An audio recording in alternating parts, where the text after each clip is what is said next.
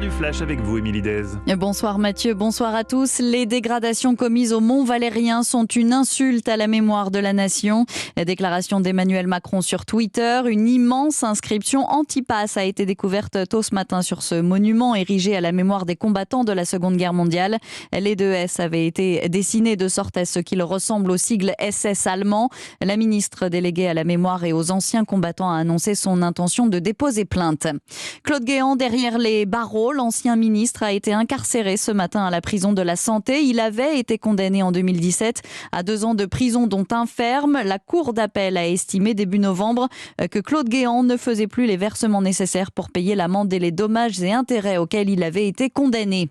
Poursuivi pour viol sur mineur, Yannick Agnel reconnaît les faits reprochés.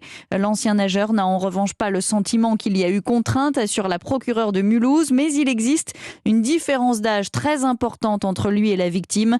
Elle n'avait que 13 ans au moment des faits. Yannick Agnel en avait 24.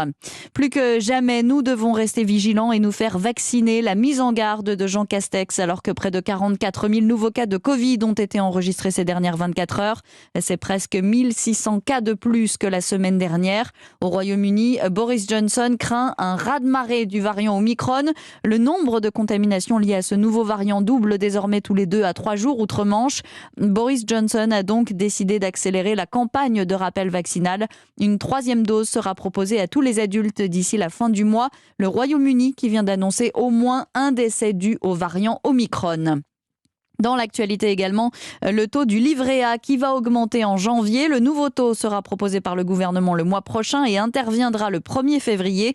2 ans que le taux de rémunération du livret A a été bloqué à 0,5%. Les premiers versements sont prévus aujourd'hui. Ceux qui gagnent moins de 2 000 € par mois vont recevoir l'indemnité inflation. 100 € promis par Jean Castex. Envoyé aussi le chèque énergie dans les boîtes aux lettres cette fois. Un bonus de 100 € pour faire face à la flambée des prix de l'énergie. Emmanuel Macron est à Budapest où il a rencontré le Premier ministre hongrois, un déplacement à moins de 3 semaines du début de la présidence française de l'Union européenne. Emmanuel Macron qui dressera le bilan de son quinquennat mercredi sur TF1 et LCI, un entretien d'1h30 enregistré hier soir dans les conditions du direct. Et puis l'incroyable couac du tirage au sort des 8e de finale de la Ligue des Champions.